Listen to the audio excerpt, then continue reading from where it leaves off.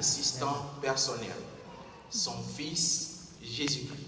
Et nous savons que son fils, qui a vécu avec lui pour de nombreuses années, a pu le copier de façon parfaite. Lisons ensemble ce que lui-même il a pu déclarer en Jean chapitre 14, verset 9. Jean chapitre 14, le verset 9. Nous y lisons, Jésus lui dit, « Depuis si longtemps que je suis avec vous, et pourtant, Philippe, tu n'es pas parvenu à me connaître. Qui m'a vu a vu le Père aussi. Comment se fait-il que tu dises, montre-nous le Père ?» Oui, Jésus reflète parfaitement la personnalité de son Père.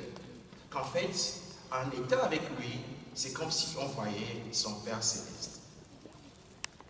Il n'y a pas d'amitié plus étroite que celle que Jésus et Jéhovah ont eue. C'est pourquoi, en imitant Jésus, nous imitons Jéhovah.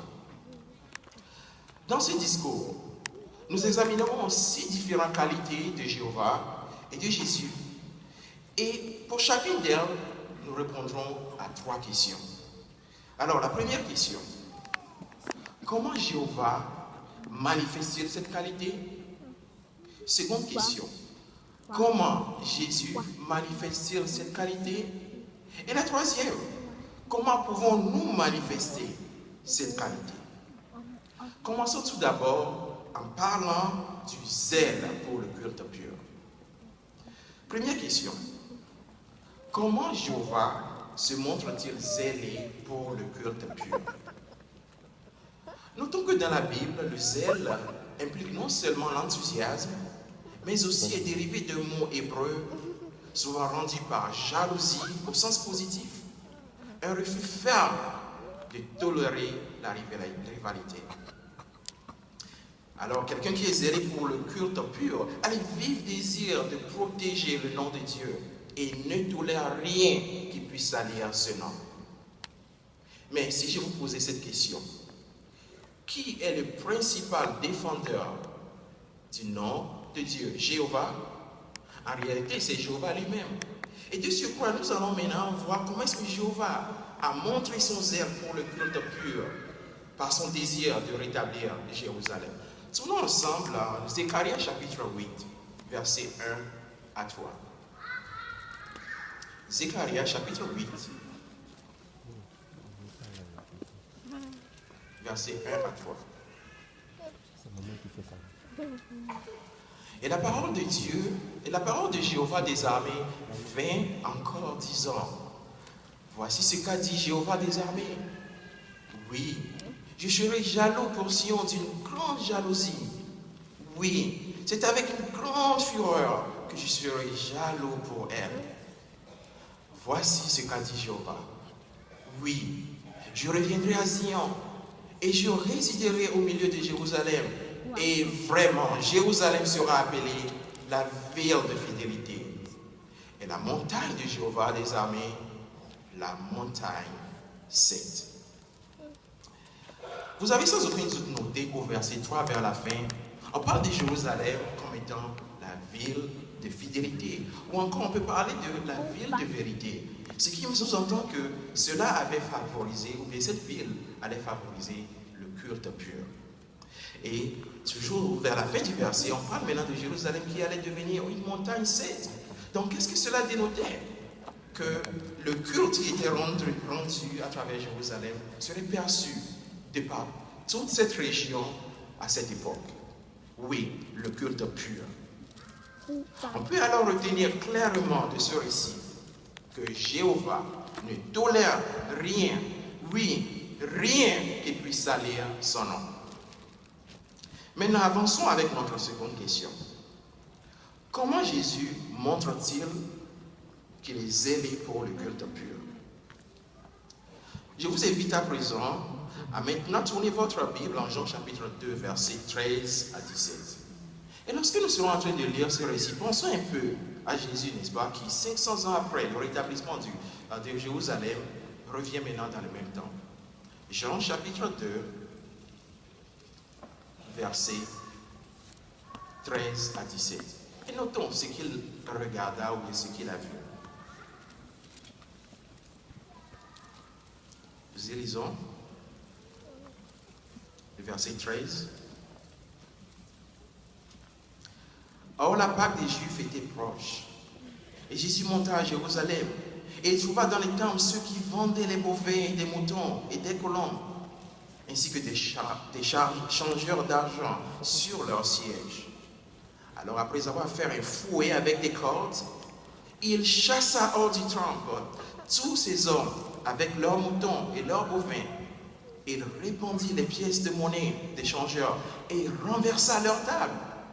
Il dit à ceux qui vendaient les colombes: enlevez ces choses d'ici, cessez de faire de la maison de mon père une maison de commerce. Ses disciples se rappelèrent qu'il est écrit: le zèle pour ta maison me dévorera. J'aimerais à cet effet attirer votre attention sur l'illustration montrant Jésus en train de chasser les marchands. Vous vous posez peut-être cette question: qu'est-ce qui révoltait Jésus au temple?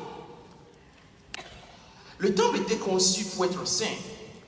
Il ne devait servir qu'au culte de Jéhovah. Mais en regardant la scène, c'est quelque chose d'autre de différent.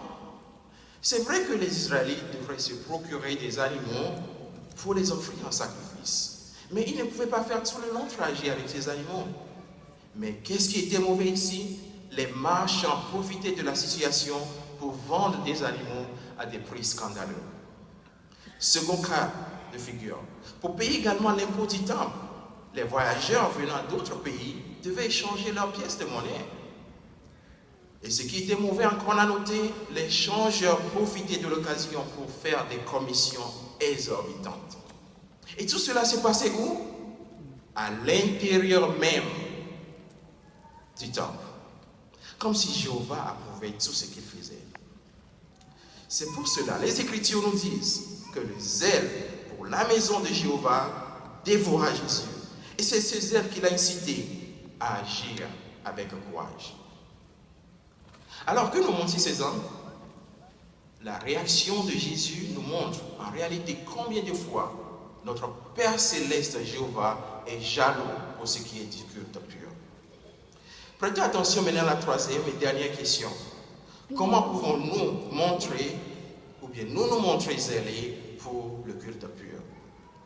Notons, en nous abstenant de tout ce qui pourrait jeter le discrédit sur le culte que nous rendons à Jéhovah.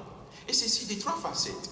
Premièrement, nous savons que Jéhovah a pour but de pouvoir restaurer la sainteté dans le temple à Jérusalem. Et c'est ce qu'il a fait. Nous pouvons alors nous poser cette question. Gardons-nous une conduite pure pour ne pas salir le nom de Dieu que nous portons?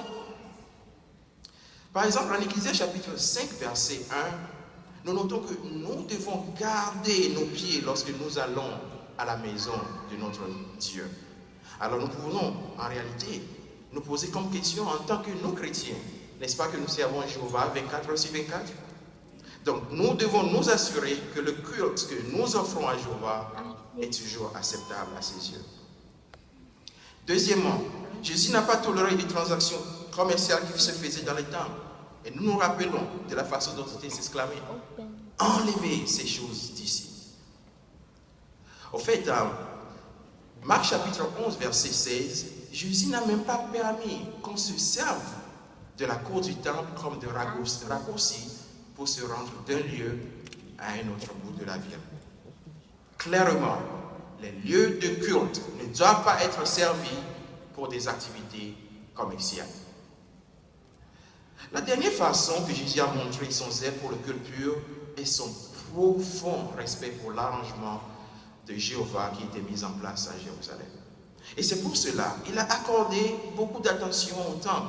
Il a continué d'adorer au temple, malgré les mauvaises choses qui se passaient à l'époque.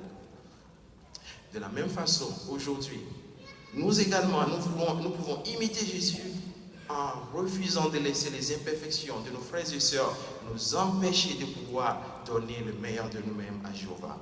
Au contraire, nous devons soutenir constamment le culte et aussi constamment assister aux réunions de la congrégation.